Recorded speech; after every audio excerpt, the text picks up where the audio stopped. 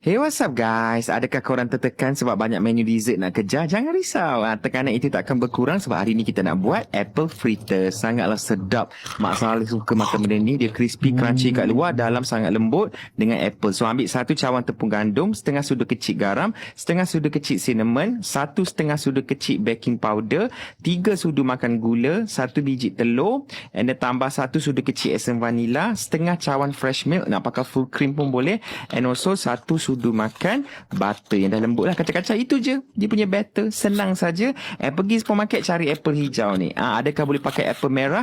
Kurang sesuai. Kita nak apple hijau juga. Sebab apa? Dia nak ada rasa masam-masam tu. So kita orang cocok dalam bentuk cube. Jangan kecil sangat, jangan besar sangat. Cube tu kita nak ada crunch-crunch bila kita gigit tu. So gaul dengan kita punya batter tadi. Itu saja. Sangat senang. Jangan merungut Yang ni senang saja. Kita boleh goreng. Make sure minyak tu just nice. Tak terlalu panas, taklah kurang panas sangat. Korang akan dapat golden brown macam ni kan. Sabar. Jangan angkat lagi.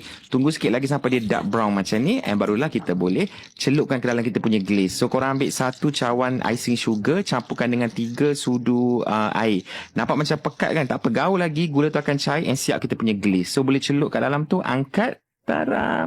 Cantik. Hello rupa dia. Okay, one more time.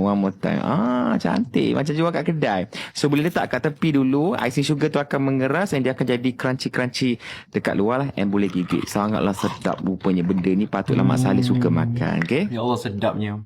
Di manakah engkau bersembunyi selama ini, wahai apple fritters? So, ni isi kat dalam ada apple and also crunchiness batter kita dekat luar tu. Bismillah. Tolonglah buat. Okay? Selamat mencuba.